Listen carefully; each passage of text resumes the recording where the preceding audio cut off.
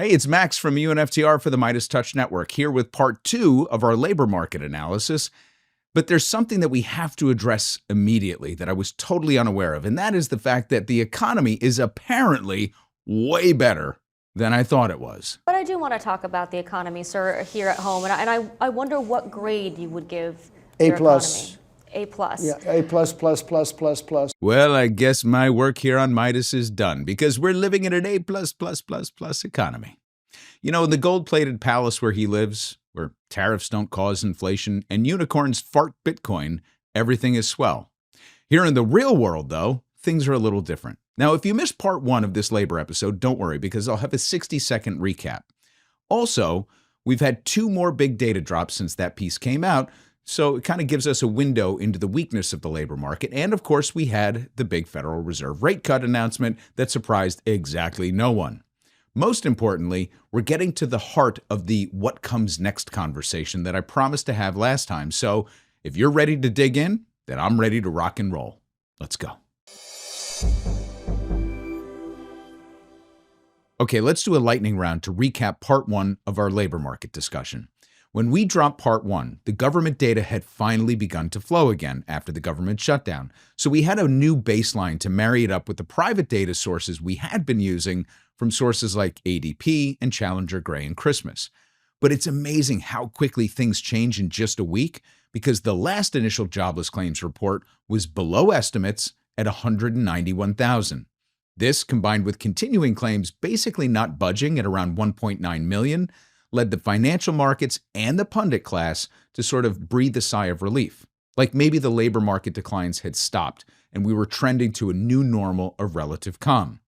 Now, the new data that dropped this week erased most of the optimism, because the initial jobless claims this time came in higher than expected at 236,000.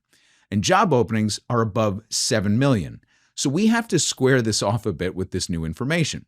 Now, on the private side, corporate layoffs through November are about 30% higher than last year. And we revived the previous Challenger Gray and Christmas release that indicated that holiday hiring would be the lowest on record since 2009. Now, time will tell, because we're smack dab in the middle of the season right now. But in terms of hiring, we're still catching up on this information, but there's increasing consensus among economists that due to Trump's immigration crackdown and mass deportation policies, our new base case for positive hiring news might be somewhere between 30 and 40,000 new hires, which marks the end of the 200,000 plus hiring era. And then we addressed how the financial news channels seem to be parroting Trump administration talking points that inflation was muted and under control because wage growth is around 4% while inflation is around 3%. So as long as wage growth outpaces inflation, the economy seems to be showing signs of resiliency, and that next year we might resume positive GDP growth of more than 2%, with some Trump officials even claiming that 4% growth is attainable next year. And that is where we pop the balloon, and brings us up to speed for the discussion this week. The fact of the matter is, none of these headline figures measure the real health of the labor market or factor in the impact of inflation. And so we're going to dig a little bit further into this today, but what we showed in part 1 is how the total participation rate in the labor force is less than half of the total population. Now, above the age of 18, if you're not in school or in the military, that figure is around 62%. But inflation is universal.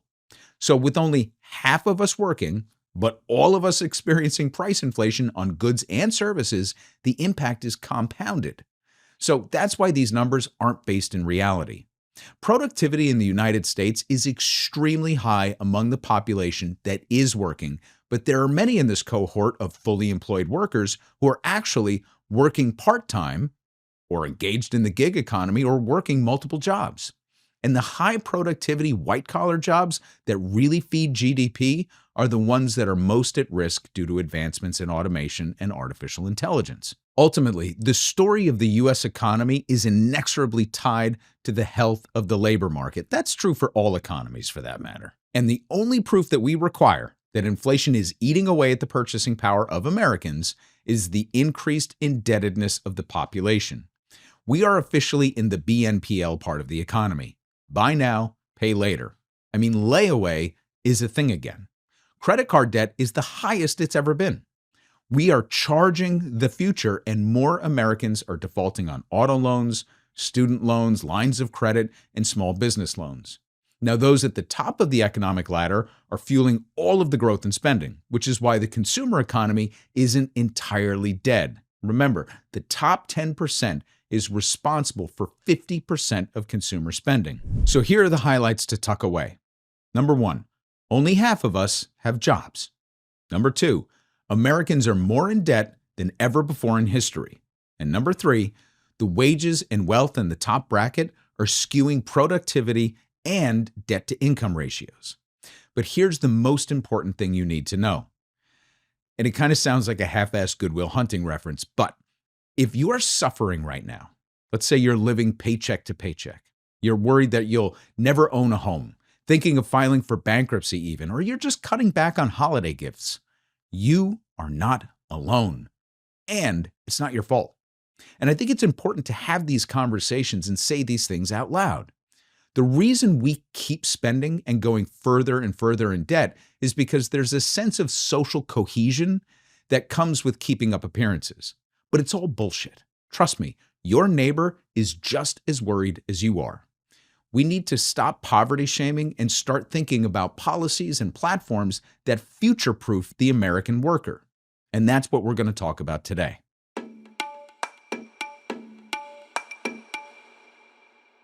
Okay, so we're going light on charts and clips today because I don't want to get too caught up in the weeds, because my goal is to contextualize labor, critique the thinking surrounding the labor market, and offer a framework for the Democratic Party specifically to think about the future of work.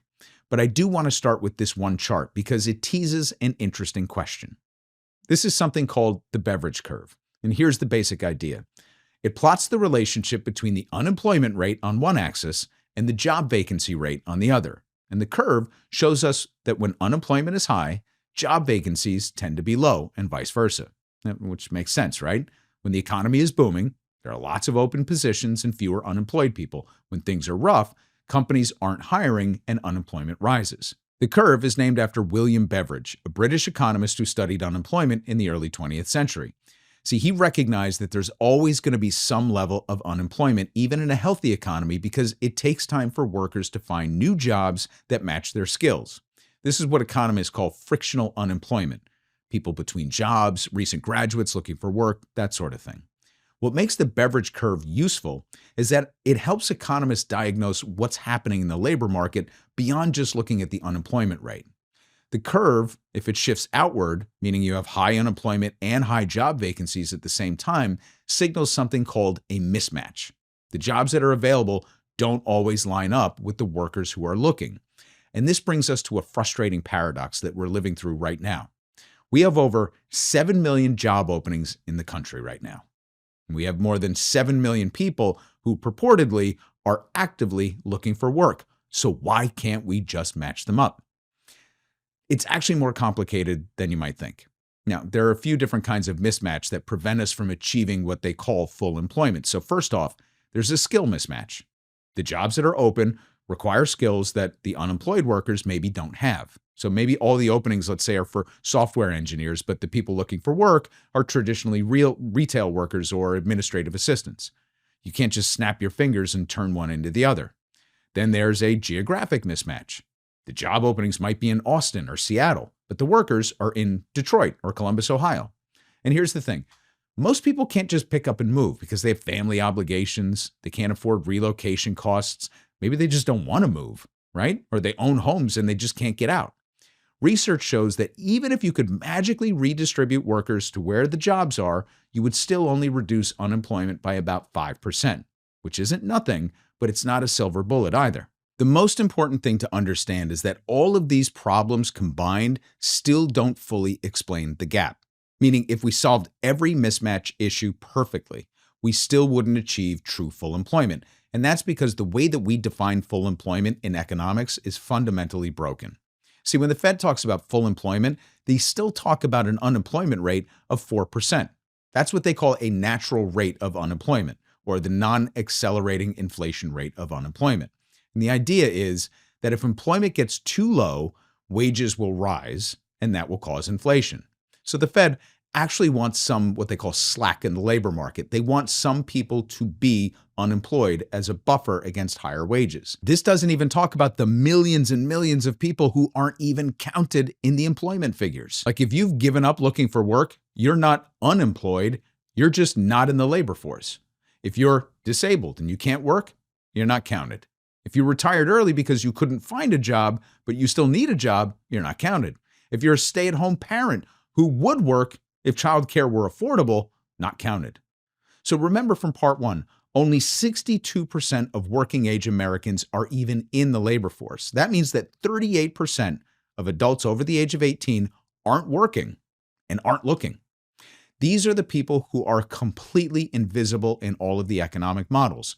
They're living on fixed incomes, on disability, on their savings if they have any, or they're not, and they've fallen through the cracks. And when inflation hits, they feel it even more than everyone else, but they have no way to earn more in order to compensate.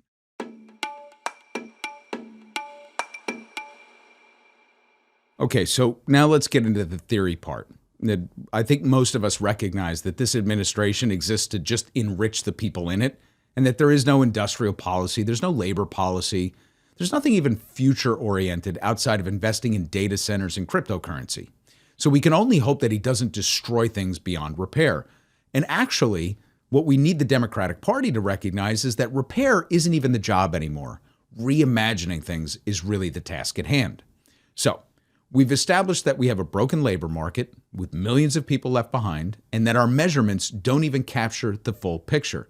So let's talk about the tools that we have to fix it, or more precisely, the tool: monetary policy. See, in the United States, we've become almost entirely reliant on the Federal Reserve to manage the economy. But the Fed really just has two levers. They're powerful levers, but it's two levers: interest rates and liquidity. So when the economy is weak, they cut interest rates to make borrowing cheaper, which is supposed to encourage businesses to invest and hire.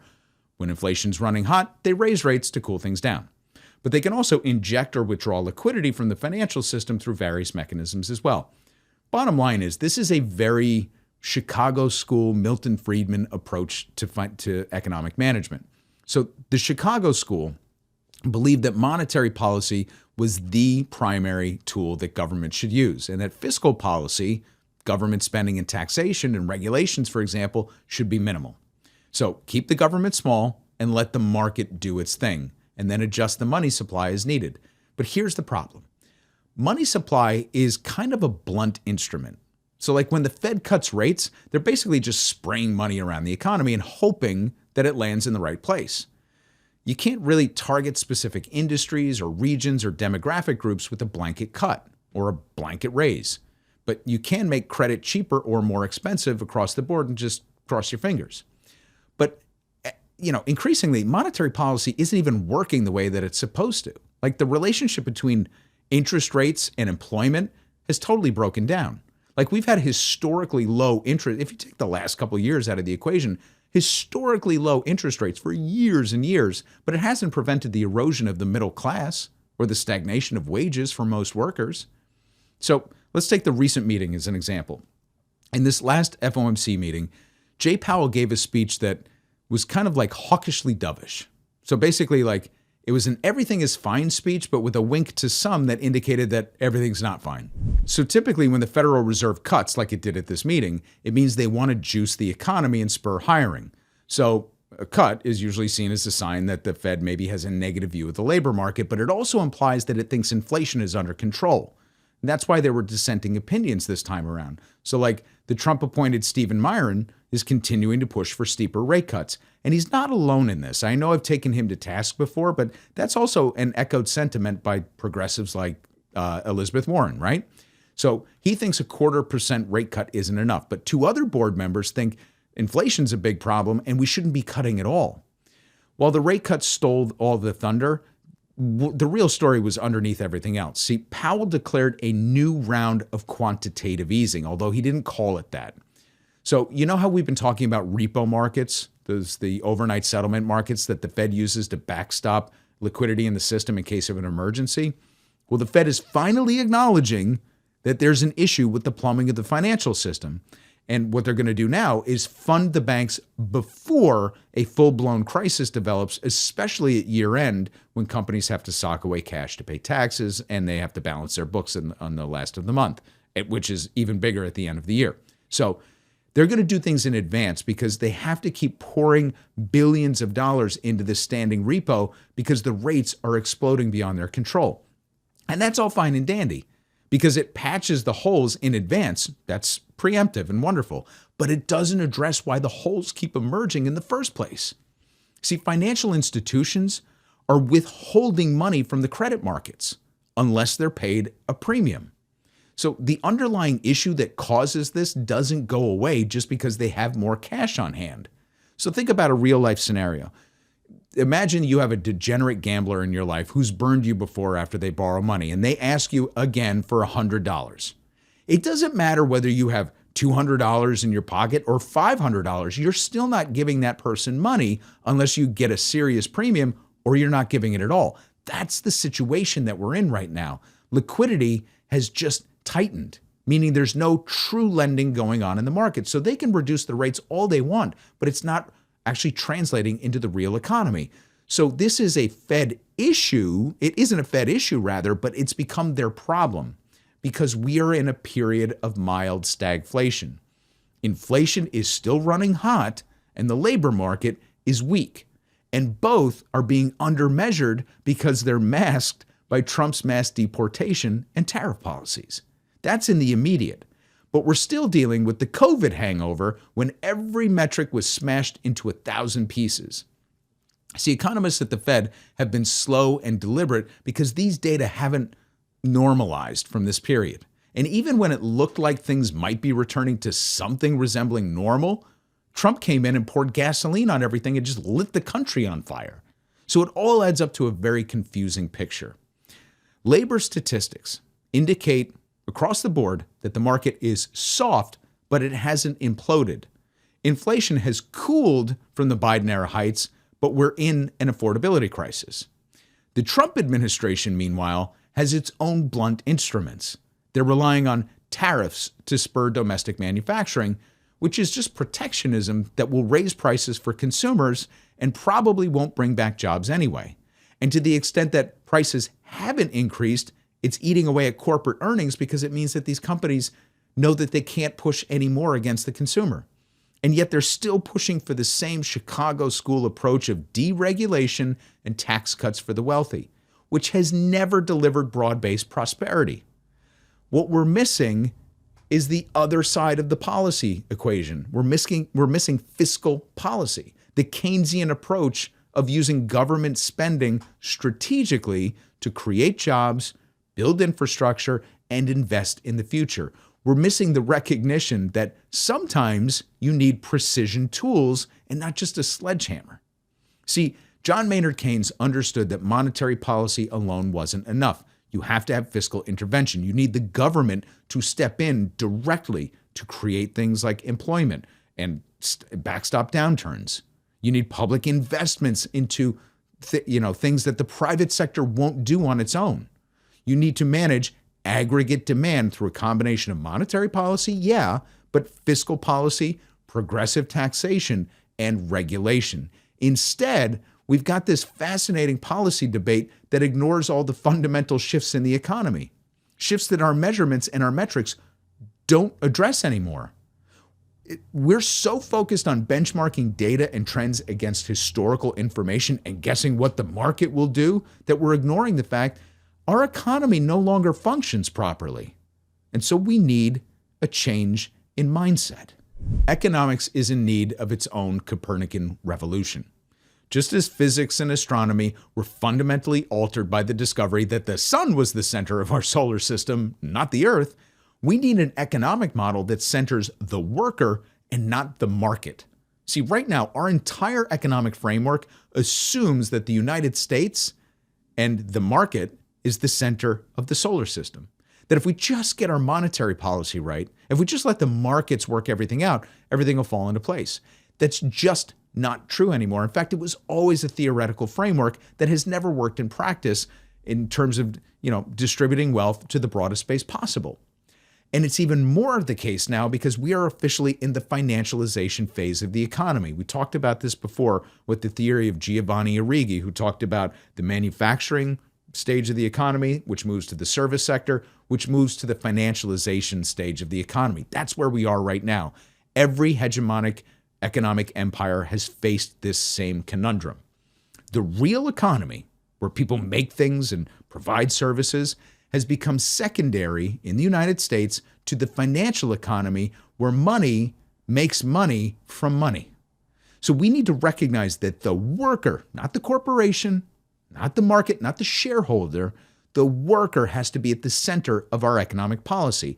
And that requires a fundamental shift in how we think about the government's role. First and foremost, we need a fiscal intervention on a massive scale. We need a civilian labor corps. Now, to wrap your heads around this, think FDR's New Deal programs like the Tennessee Valley Authority. Think about the Hoover Dam, the Apollo program that puts us on the moon.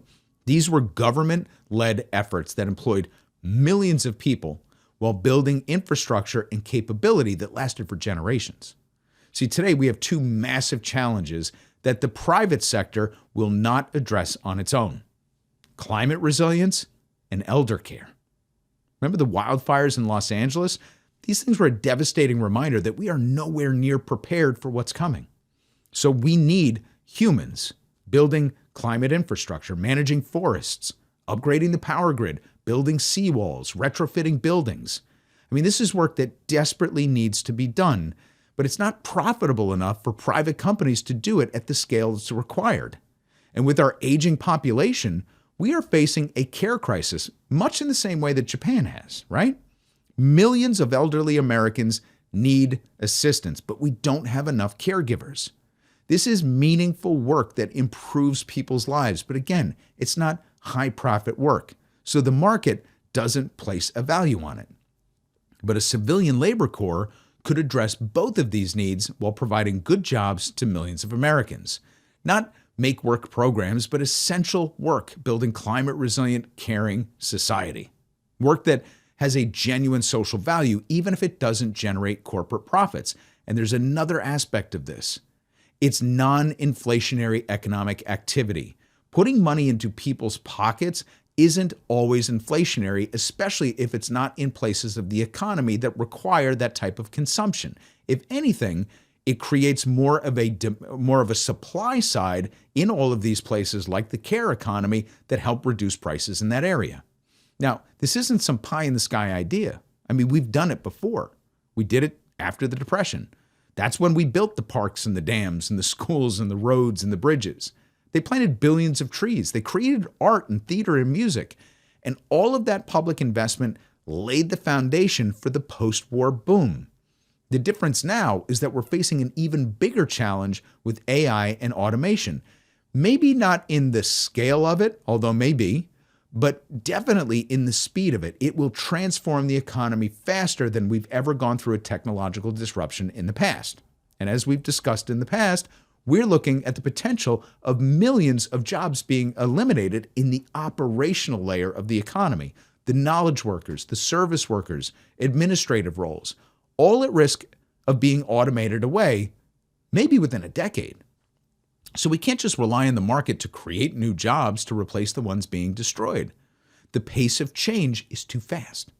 So this means a fundamental rethinking of economic policy, less reliance on the Fed and monetary policy, more direct fiscal intervention, public employment programs, strategic public investment, progressive taxation to fund it all, and a recognition that full employment, I mean real full employment, where everyone who wants to work can work, should be the primary goal of economic policy, not an afterthought behind inflation targeting. The Democratic Party specifically needs to embrace this type of vision, not half measures, not means-tested programs with complex eligibility requirements, but a bold commitment to full employment through public investment. A guarantee that every American who wants work can find meaningful employment contributing to the common good. Because we have the resources. We have the money to do this. We have the knowledge as well. We even have millions of people who want to work. Think about all the money that goes into the military-industrial complex. They just passed the new NDAA. It's a $1 trillion authorization for funding to go into the military, but that's for big companies to soak up those investments and pad their bottom lines. See, we privatized a lot of that money that we think is just going to the so-called military is actually going to private contractors, and those companies have massive profits.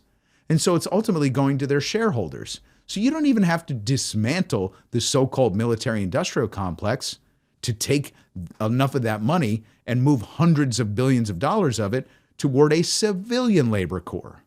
The only thing stopping us from putting all these pieces together is the political will and our outdated economic ideology. If you're interested in this kind of policy thinking, make sure to visit UNFTR.com and check out our 5 non-negotiables of the left, with the civilian labor corps being one of them. And while you're there, remember to sign up for our free weekly newsletter as well. You can find me on YouTube and Blue Sky at UNFTR to continue the conversation. And thanks as always to the Meidas Mighty for having me here, and I'll catch you in the next one. Love this video? Support independent media and unlock exclusive content, ad-free videos, and custom emojis by becoming a paid member of our YouTube channel today. You can also gift memberships to others. Let's keep growing together.